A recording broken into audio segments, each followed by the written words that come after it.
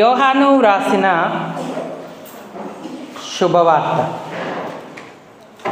9వ అధ్యాయము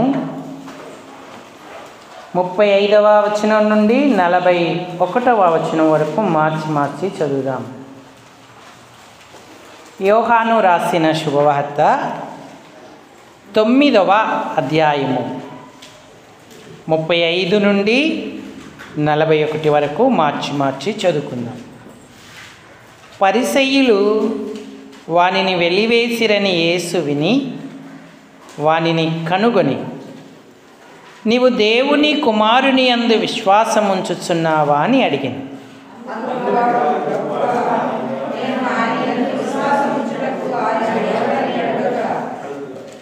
యేసు, నీవు ఆయనను చూచుచున్నావు, నీతో మాటలాడుచున్నవాడు ఆయనే అనెను.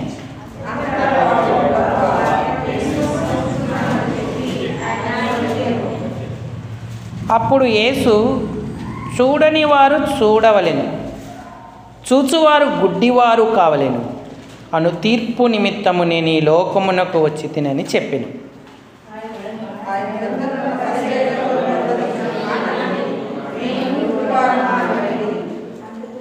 అందుకు యేసు, మీరు గుడ్డివారైతే మీకు పాపము లేకపోవును, కానీ చూచుచున్నామని మీరిప్పుడు చెప్పుకొనుచున్నారు గనక మీ పాపము నిలిచి ఉన్నదని చెప్పెను.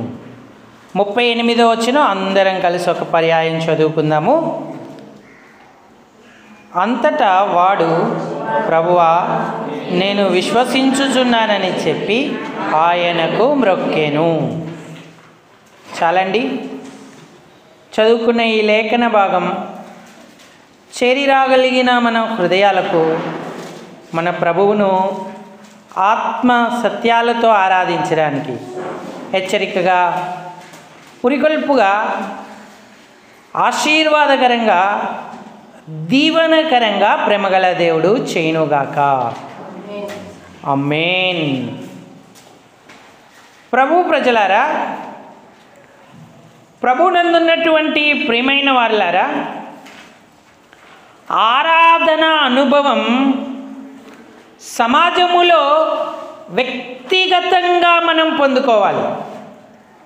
అంటే రక్షణానుభవం పొందిన ప్రతి ఒక్కరూ ప్రభువును ఎలుగెత్తి ఆరాధించేటువంటి వారిగా ఉండాలి, ఘనపరిచేవారిగా ఉండాలి. ఆరాధన అర్పించేది, ప్రార్థన అడిగేది. ఆరాధన దినం సమయం మనం ఎక్కువగా ప్రార్థన చేయకూడదు. ఆరాధనను ఎలా ఆయనకు అర్పించాలో నేర్చుకొని ఆ అనుభవముతో ఆయనను మనం కనపరిచే వారంగా ఉండాలి. మన జిహ్వా ఫలం ఆయనకు సమర్పించుకొందము అన్నాడు, అడుగుదము అనలేదు. హెబ్రీలకు రాసినటువంటి పత్రిక, హెబ్రీ పత్రిక 13వ అధ్యాయము 15వ వచనం. కాబట్టి ఆయన ద్వారా మనము దేవునికి ఎల్లప్పుడూ స్తుతియాగము చేయుదము, ఆయన నామమును ఒప్పుకొనుచు జిహ్వా ఫలము అర్పించుదుము అన్నాడు. జిహ్వా అంటే నాలుక, ఆ ఫలమును అర్పించదము అన్నాడు. నాలుకతో అడగొచ్చు, అర్పించవచ్చు. ఈనాడు ఆరాధనకు వచ్చిన సహోదరి, సహోదరుడా, నువ్వు అర్పించుట నేర్చుకుంటున్నావా, లేక ఎల్లప్పుడూ అడగడమే నేర్చుకుంటున్నావా? కొందరు ఆరాధించమంటే ప్రార్థిస్తారు, ప్రార్థించమంటే వారికి ఏం చేయాలో అర్థం కాకుండా స్తుతిస్తూ ఉంటారు. ఆరాధనలు ఎప్పుడు అడుగుతున్నాను అనకూడదు, అర్పిస్తున్నాను అని చెప్పాలి. ఏంటంటే ఆయన మనకిచ్చిన రక్షణను బట్టి, మన జీవితంలో చేసిన గొప్ప కార్యాలను బట్టి, ఘనకార్యాలను బట్టి వాటిని జ్ఞాపకం చేసుకుంటూ మన జిహ్వతో, మన నాలుకతో ఆయనకు స్తుతి చేస్తూ కృతజ్ఞతలు చెల్లిస్తూ అర్పించేటువంటి వారంగా ఉండాలి. ఈనాడు ప్రార్థనకి ఆరాధనకి మధ్యనున్న చిన్న వ్యత్యాసాన్ని గుర్తిస్తూ ఆ అనుభవముతో ప్రభువును సేవిస్తూ ఉన్నామా? అందరూ ఆరాధించాలని కోరుతున్నాడు ప్రభువు. నువ్వు దేవుని ఏర్పాట్లోకి వచ్చినప్పుడు ఎప్పుడూ సమాజంలో మౌనంగా ఉండొద్దు. నీకు దొరికిన అవకాశాన్ని బట్టి ప్రభువుకు హృదయమారా కృతజ్ఞతాస్తుతులు చెల్లించాలి.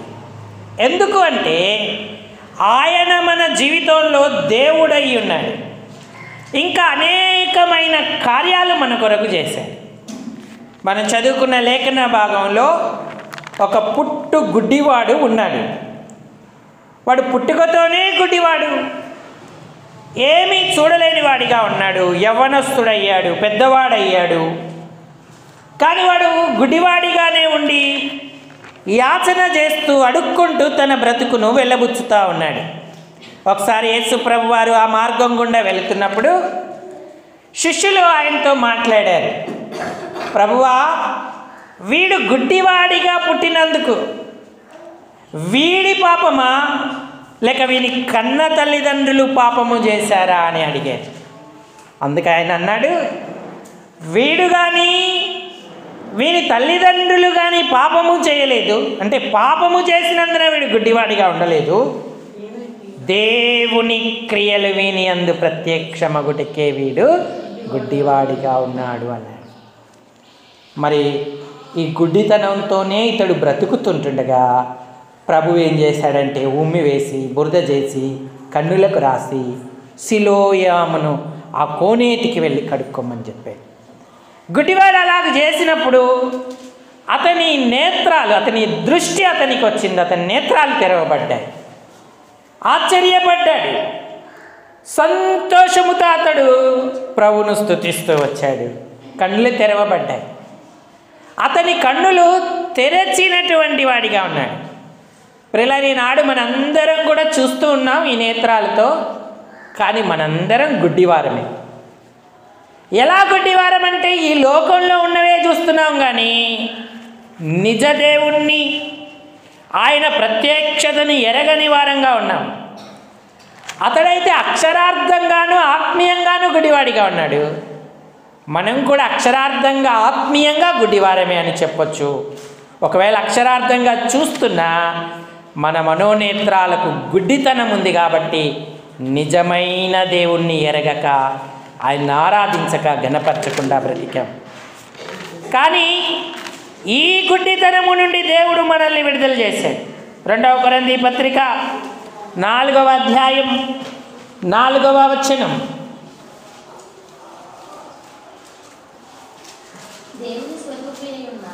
దేవుని స్వరూపి అయ్యున్న క్రీస్తు మహిమను కనపరచు సువార్త ప్రకాశం వారికి ప్రకాశించుకుండు నిమిత్తం ఈ యుగ సంబంధమైన దేవత అవిశ్వాసులైన వారి మనోనేత్రాలకు గ్రుడ్డితనము కలగజేసేను అన్నాడు. యేసును సొంత రక్షకుడిగా అంగీకరించలేని వారు, అవిశ్వాసులు, ప్రభువును విశ్వసించని వారు గుడ్డితనములో ఉన్నారు. వారి మనోనేత్రాలు మూయబడ్డాయి. సువార్త యొక్క ప్రకాశం వారికి ప్రకాశించట్లేదు అన్నాడు.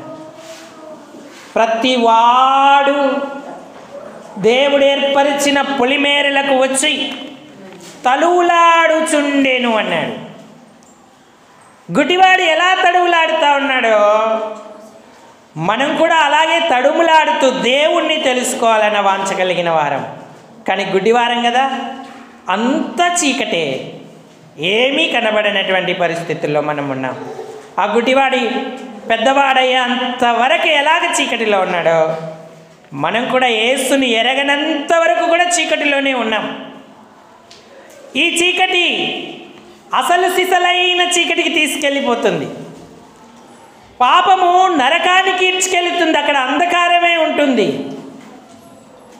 పాపము వలన అగ్నిలో యుగ యుగములు కాలేటువంటి పరిస్థితి ఏర్పడుతుంది. ఈ లోకంలో గుడ్డివాడిగా ఉన్నాం, దేవుని తెలుసుకోలేకపోయాం. అదే గుడ్డితనంలో చచ్చిపోతే నరకానికి వెళతాం, అక్కడ అగ్ని ఆరదు, పురుగు చావదు అన్నాడు. భయంకరమైన కటిక చీకటిలో మనం ఉండాల్సి వస్తుంది.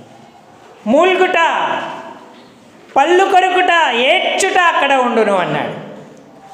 ఆ భయానకమైనటువంటి నరకపు శిక్ష మన మీద ఉండకుండా ఆ గుడ్డితనములోనే జీవించి అదే గుడ్డితనములో నశించకుండా సువార్త ప్రకాశాన్ని దేవుడు మనకు కనిపింపజేశాడు. అపవాదేమో మన మనోనేత్రాలకు గుడ్డితనం కలగజేశాడు. కానీ దేవుడు ఏం చేశాడంటే అంధకారములో నుండి వెలుగు కలుగునుగాక అని ప్రకటించాడు. 4వ వచనం 5వ వచనం చదవండి. 2వ కొరింథీ పత్రిక 4వ అధ్యాయంలో అంధకారములో నుండి వెలుగు ప్రకాశించునుగాక అని పలికిన దేవుడు వెలుగు కలుగునుగాక అన్నాడు. ఆయన తచ్చాడుతున్న మనల్ని, తడువులాడుతున్న మనలను వెలుగు కలుగునుగాక అని పలకగానే యేసు సువార్త ప్రకాశం మన కన్నులను వెలిగించింది. నేను పాపిని అని మనం గ్రహించాం, పాపాలను ఒప్పుకున్నాం.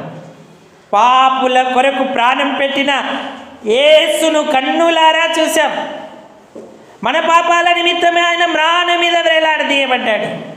తలకు ముళ్ళ కిరీటం, కాళ్ళు చేతులలో మేకులు, శరీరమంతా నాగటి చారల వలె కొరడా దెబ్బల చేత కొట్టబడింది. పక్కలో బల్లెపోటు, అటుకరకు నిలువుకరకు వేలాడదీయబడ్డాడు. మనందరి నిమిత్తమై రక్తం కార్చి చనిపోయి తిరిగి లేచాడు. ఈ వెలుగు నీకు కలిగిందా? నీ మనోనేత్రాలు వెలిగింపబడ్డాయా? అదిగో పుట్టు గుడ్డివాడు ఆయన యొక్క మహిమ ప్రకాశం చేత కన్నులు వెలిగింపబడ్డాయి. దృష్టి పొందాడు వాడు. మనము దృష్టి పొందితే ఆయన మహిమైశ్వర్యాన్ని చూస్తాము, పరలోకాన్ని సొంతం చేసుకుంటాం. ఎఫెసీ పత్రిక 1వ అధ్యాయము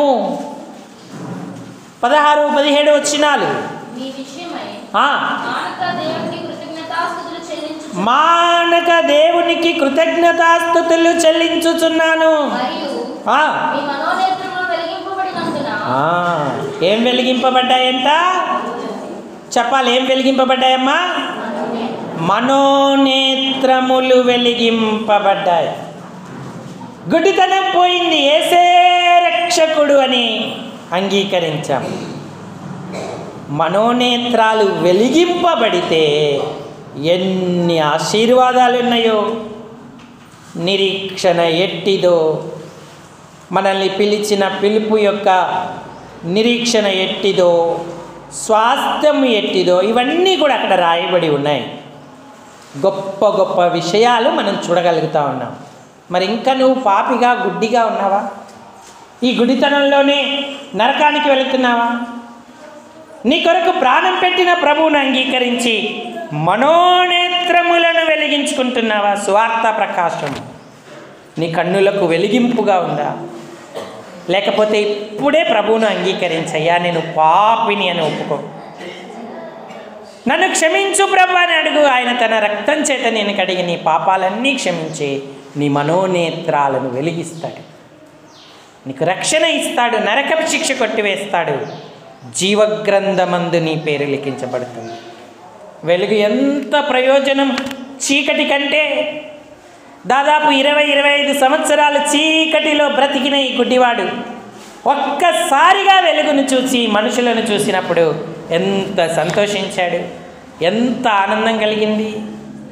మరి నువ్వు అలాంటి అనుభవాన్ని పొందుతున్నావా? చూస్తున్నామనుకున్న పరిసయ్యుల మనోనేత్రాలు గుడ్డిగానే ఉన్నాయి.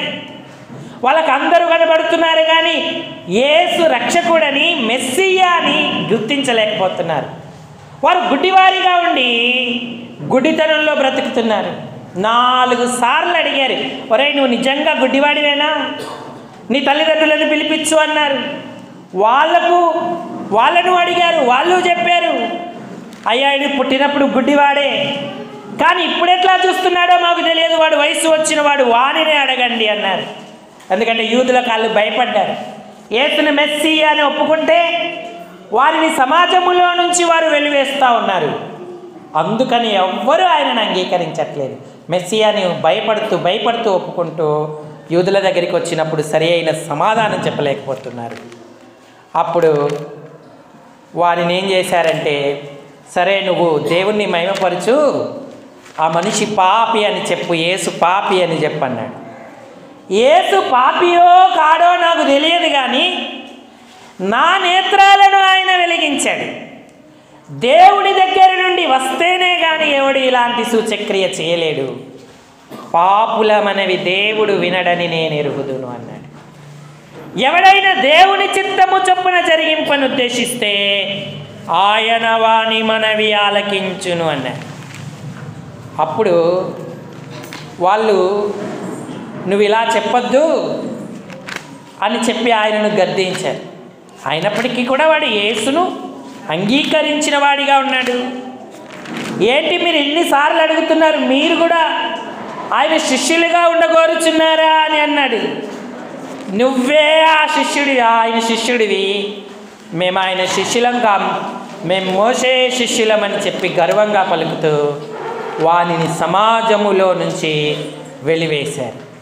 పాపిగా పుట్టి నువ్వు మాకు బోధింపవచ్చావా అని చెప్పి వానిని వెలివేశారు. గుడ్డివాడు వెలివేయబడ్డాడు. గుడ్డివారము కామనుకున్న వాళ్ళందరూ గుడ్డితనంలో ఉన్నారు, రక్షణ లేదు, వారు నరకానికి వెళ్తూ ఉన్నారు. ఎప్పుడైతే ఆ గుడ్డివాడు వెలివేయబడ్డాడో అప్పుడు యేసు వానిని కనుగొన్నాడు. ఈనాడు యేసు ప్రభు వారు మన నేత్రాలను వెలిగించడమే కాదు, రెండవదిగా ఆయన మనలను కనుగొంటున్నాడు. లోకము చేత లేదంటే ఇతరుల చేత వెలివేయబడి ఒంటరిగా మనం ఉన్నప్పుడు అప్పుడు ఆయన మన దగ్గరికి వస్తాడు.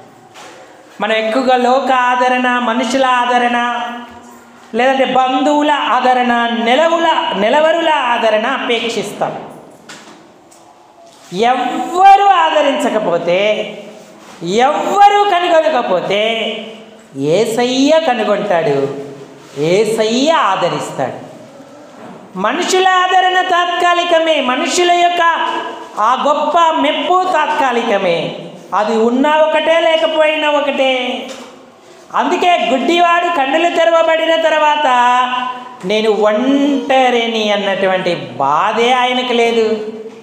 అసలు వాస్తవానికి ఇంతకాలం ఒంటరివాడే, గుడ్డివాడిగా ఉన్నాడు.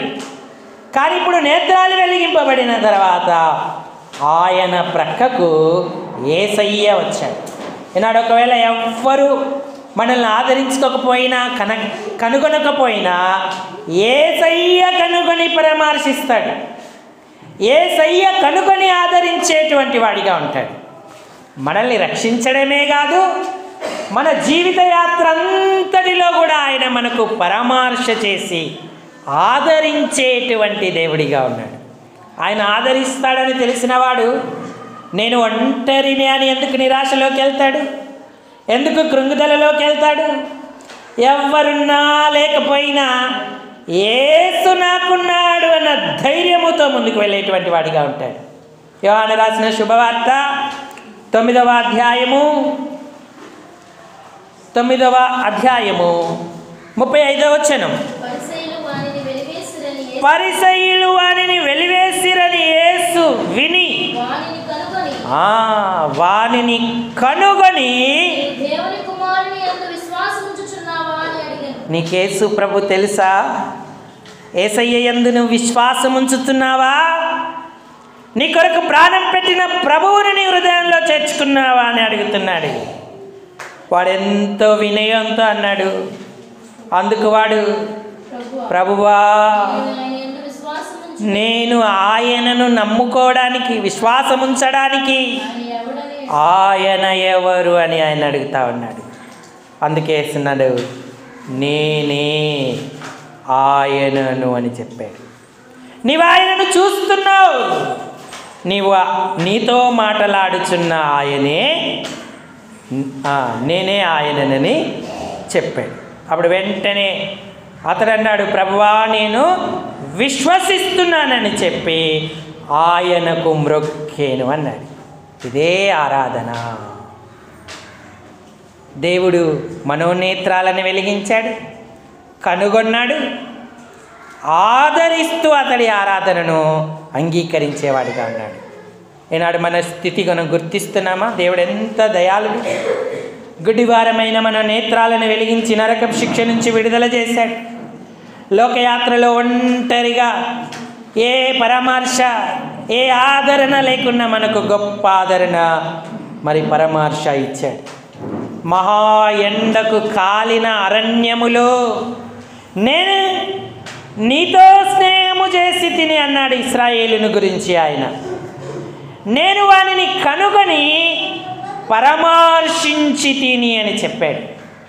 ఇశ్రాయేలుకు ఆదరణకర్త ఆయనే, మన జీవితానికి ఆదరణకర్త ఆయనే.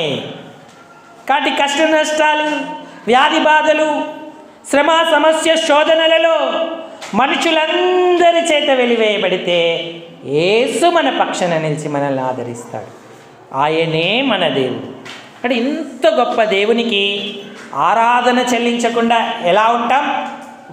మొదటిది మనోనేత్రాలు వెలిగించాడు, రెండవది మనల్ని ఆదరిస్తున్నాడు, మనల్ని కనుగొంటూ ఉన్నాడు, మన పాపాల నుంచి మనల్ని విమోచిస్తున్నాడు. ఒకవేళ రక్షించబడి మనోనేత్రాలు వెలిగింపబడి ఆదరిస్తూ ఆ ఆదరణ అనుభవిస్తూ ఉంటే మనకున్న నిరీక్షణ ఎంతో గొప్పది. అనేక రకాలైన ఆశీర్వాదాలకు మనం పాత్రలమై ఉన్నాం. అందుకే మానక మీ నిమిత్తమై నా దేవునికి కృతజ్ఞతాస్తుతులు చెల్లించుచున్నాను అన్నాడు పౌలు గారు. ఎఫెసీ పత్రిక 1వ అధ్యాయంలో మనం గమనిస్తే 19వ వచనం చదవండి అమ్మా. 17, 19 చదివి ఉన్నాయి. పరిశుద్ధులలో మహిమ ఐశ్వర్యం ఎట్టిదో బలాతిశయమును బట్టి విశ్వసించు మనయందు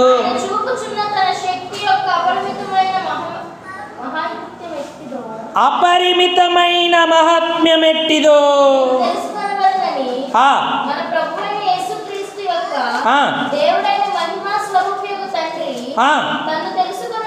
తనను తెలుసుకొనుటయందు మీకు జ్ఞానమును ప్రత్యక్షత గల మనస్సు అనుగ్రహించినట్లు ప్రార్థిస్తున్నాను అన్నాడు. నిరీక్షణ ఎట్టిదో, స్వాస్థ్యం ఎట్టిదో, మహిమైశ్వర్యం ఎట్టిదో, ఇదే గొప్ప నిరీక్షణ మనం పొందబోతున్నాం. ఈ ఐశ్వర్యాన్నంతటిని కూడా అనుభవించబోతూ ఉన్నాం. అందుకే ప్రత్యక్షత ఉండాలి. ఏముండాలమ్మా? గట్టిగా చెప్పండి. ఆరాధన వర్తమానం వినకుండా ఆరాధన చేయొద్దు. ఎందుకంటే పాచి, పాత, పులుపు ఆహారాన్ని మనం తినం కదా, ఇతరులకు పెట్టం కదా. ఎప్పుడో విన్న దాన్ని బట్టి ఇప్పుడు ఆరాధన చేయొద్దు. ఈ దినాన తాజాగా నూతనంగా ఏ విషయాలు విన్నావు? నేను గుడ్డివాడనని విన్నాను, నరకానికి పాత్రుడనని విన్నాను. నా ప్రభు సిలువలో ప్రాణం పెట్టి నా మనోనేత్రాలు వెలిగించాడు, నరకపు శిక్షను తొలగించాడని ఆయన ఆరాధించాలి. అంతేకాదు ఒంటరిగా ఉన్న నా జీవితంలో ఆయనే ఆదరణ అయ్యాడు. నెలవరులు, బంధువులు, స్నేహితులు, ప్రియమైన వారు, నానుకున్న వారందరూ నన్ను ఒంటరికి వదిలేశారు, కానీ ఆయన నన్ను కనుగొని పరామర్శించాడు.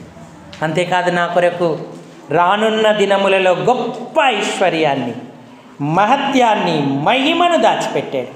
అదంతయు నేను ఆయన దగ్గరికి వెళ్ళినప్పుడు పొందుకుంటానన్న నిరీక్షణ, ఈ ఆధిక్యతలను నాకు ఆయన ఇచ్చాడు. నేను ఆయనకి ఏమి ఇవ్వగలను? ఇదిగో నా విరిగి నలిగిన హృదయంతో కొద్ది స్తుతి ఆరాధన అర్పిస్తున్నానంటూ ఈ తలంపులతో ప్రభువును మనం ఆరాధన చేయాలి. ఆరాధనే అన్నిటికంటే ప్రాముఖ్యం. ఆరాధనకే ఆయన సన్నిధికి మనం రావాలి. కాబట్టి ప్రియులారా, ఈ ఉదయకాలం దేవుని ఇంటికి వచ్చిన మనం ప్రభువును గణపరుద్దాం. ఈ తలంపులను దేవుడు దీవించుడుగాక. ఆమేన్. అందరి తలలు వంచి కళ్ళు మూసుకోండి. మన ఆరాధనలో